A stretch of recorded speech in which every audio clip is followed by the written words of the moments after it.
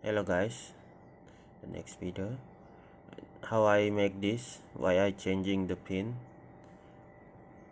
to this, because you can change the pin out to this tool. You can change the pin.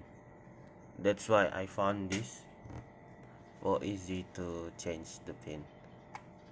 That's why I don't make a jump with wires the ground. How easy I can solder. It's simple. And then why I make this taller, I can make a pin out